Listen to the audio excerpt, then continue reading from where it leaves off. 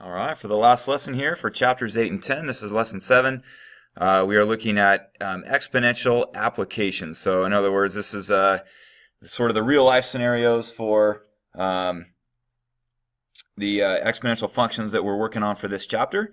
So a couple word problems is what that means. So during a chemical process, an amount m, kilograms of a mineral present at time t hours is given by this. So for these types of equations, you're going to be looking at some sort of exponential function to represent a real life scenario. And there are several. There's a lot of good exponential function examples that apply to real life scenarios. Anything that changes by a percent increase or percent decrease is always an exponential function. So when you talk about the value of your car, the value of your car will decrease exponentially as time goes on. And so there is an exponential function to that when you talk about the value of your car, or if you're talking about investing money. Money grows as a percent. You get an annual percentage rate that for your money to increase by as you invest money. And so there's a great real life application for that, for investing money and how it grows exponentially over time. In fact, we dealt with those cases when we did our earlier chapter. We did chapter 12, and we did geometric sequences and series, and the geometric sequences and series fits this model that you see right here. So we dealt with those problems for exponential growth and decay. So anyway, moving on here. So we got a function that's given to us, and we just got to sub in a few values here and solve for what we need. So in this case, one thing to keep in mind, and this is kind of a physics idea, whenever you see the little sub-zero, that always represents like the initial amount or the starting amount that we have for something like that. So like if you see in physics, they have a little v sub-zero to represent the initial velocity of something taking place. So anyway, so if 128 grams are then reduced to 32 grams in 6 hours, let's see if we can use that information to solve for k. So again, we have the sub-zero representing the starting amount or the initial amount, and it says we have 128 grams to start with. It's then reduced to 32 grams over a 6-hour period, and so we are going to eventually end up with 32 grams. That's our future amount. We got the starting amount of 128. We have our base of 2 right there, and that's just a constant number. That's not going to change. We don't know what k is, but we do know that we're dealing with a 6-hour period of time for this problem. So we know everything except k, so we can now solve this equation for k. So a couple things that we can do to figure that out. One is, as we've kind of looked in the last lesson, is you're solving an exponential function like this. Do everything you can first, and so that would start by dividing the 128 over to the left side, and so that's the first thing that I would do. So I'm just going to type in here the 32 divided by 128, so 1/4 is that guy. So I got my 0.25 equaling 2 to the 6k power. So this is where either logs come in or your calculator comes in. So either way, we have to be able to solve from here and get that value for k. I'm going to make use of logarithms for this problem. So solving like we did in our last video, we would say we have a log with a base of 2 of 0.25 is equal to 6k. So there's with our use of logarithms. So again, if we're going to put that into our calculator, similar to what we did in our last video, we're going to go to math, we go down to log base, and I'm going to put in a base of 2. I got my 0.25 in parentheses. So now keep in mind that this -2 is this information right here. So -2 is equal to 6k, which means I need to now divide both sides by 6 in order to get k. So if I divide by 6, we can see I have -1/3 as that value for k. So that's our k value, is -1/3.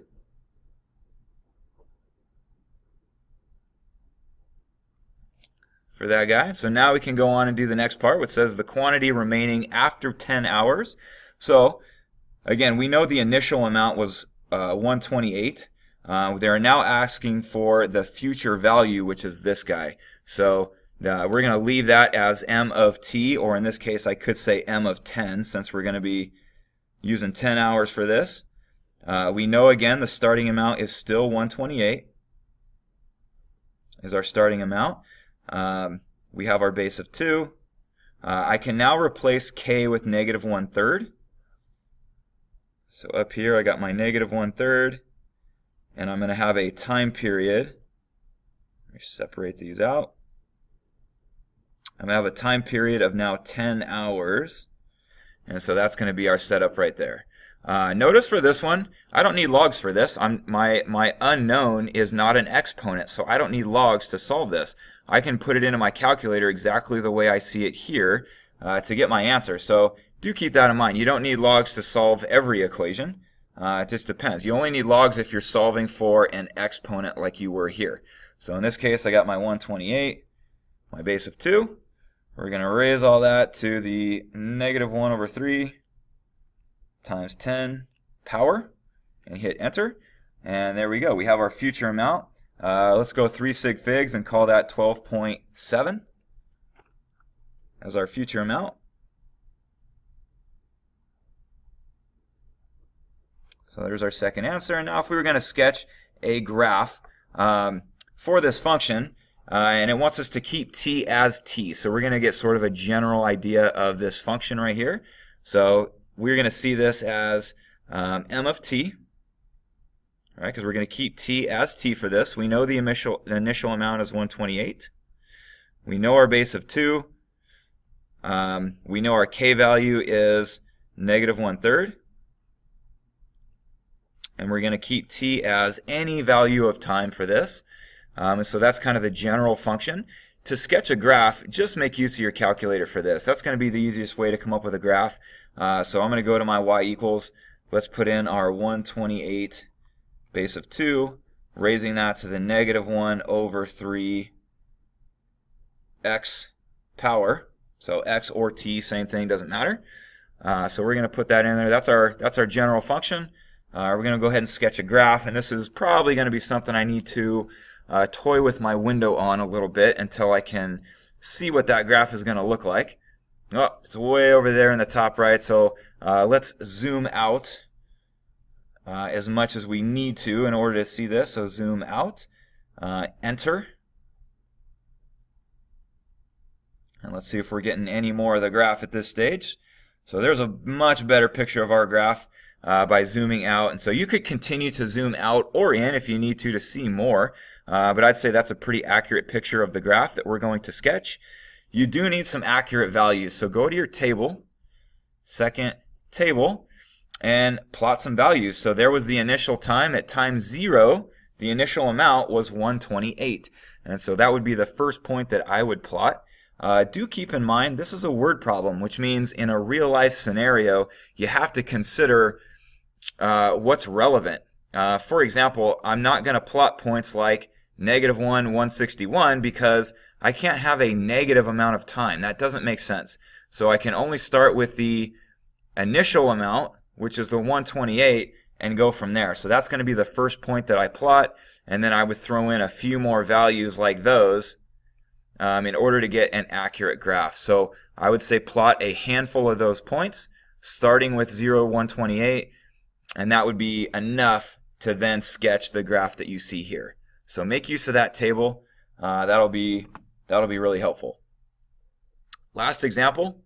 Do understand that in this lesson, I'm trying to give you as much variation of the questions as I can, but of course there's going to be some other questions that come up because there's so many different variations to word problems. So I'm trying to give you an overall idea, and this should help with the main ones that you're going to see, but you still might run into a few questions within the book problems or whatnot that are a little bit different. You're going to have to maybe think outside the box a little bit, but these will still give you a pretty good overall idea of what you need to know.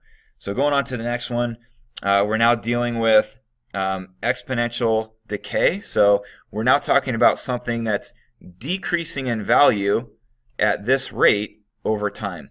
Because it's decreasing with a percent, remember this is what causes that exponential growth or decay idea with whenever you do percent change. So in this case, it's 95% of its previous value each year. So starting in 1990, there was 50 milligrams of the element present, but it's going to be decreasing by this rate every year. So every year, it's only going to be worth 95% of its previous value. So if we're going to produce a table of values for the amount from 90 to 94, so just think about this one for a minute. Starting in 1990, it started out with 50 milligrams. That was the current amount. What would it look like 1 year later? So in 1991, if I wanted to say, well, it's now only worth 95% of 50, so if I did 0.95 times 50, that's going to give me my next amount of 47.5. And then if I wanted to see where it's at the following year, I would continue to multiply by 0.95 to get the next amount. So if I did 0.95 times 47.5, we get 45.125. And then I would just continue to do that and as far as I needed to. This particular problem says let's go to 94, so we would continue to do it until I've satisfied all those years. But if I continue to multiply by 0.95, I'm going to continue to get the next couple values. So I'll let you fill the rest of that in if you really want to. So now as far as writing the rule, right, here's our exponential model that it's very similar to the one that we saw up above. Let's throw in some main numbers that we now know. Keep in mind this always represents your initial amount or your starting amount. So in this case we started with 50 as our initial amount, so that's our K value. So when it says find K, whatever number is sitting here is the initial amount or the starting amount. So K would be 50. So let's throw in a couple of numbers here. So I can replace K with 50. That's my starting amount. The A value is the rate of change. So in this guy, 95% was the rate of change. That's our percent. And T is T. So this is for any period of time that we want to use it for. So let me link it really quick to an idea that we already should be familiar with and how I knew that this was the initial amount and this was the rate of change. So if you remember back in chapter 12 when we did the geometric sequences and series, so you got to notice this is the exact same model that we're doing right now.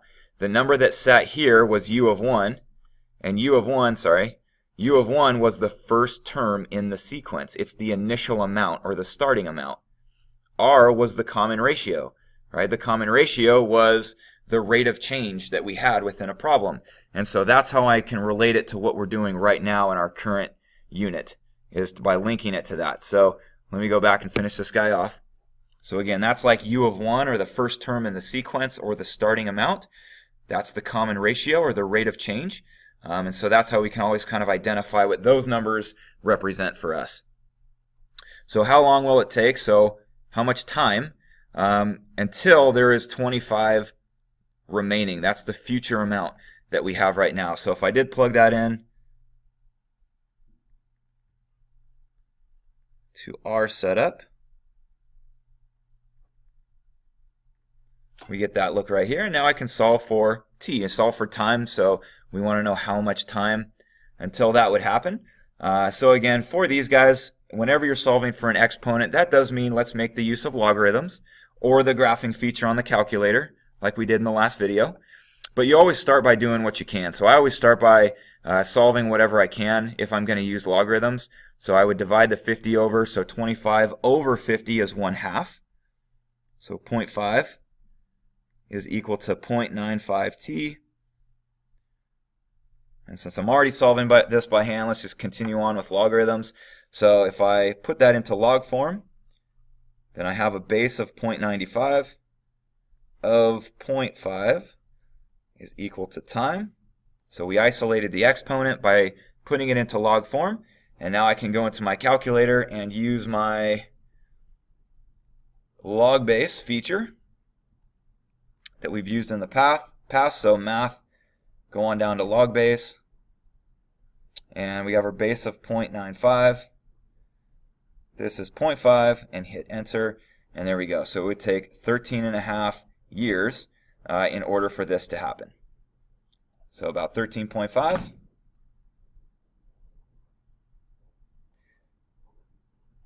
Again, you could have solved this from here within the graphing feature of your calculator. If you graph y equals 25 as one graph and y equals this as a separate graph, just find out where those two graphs intersect, and you could get 13.5 that way as well.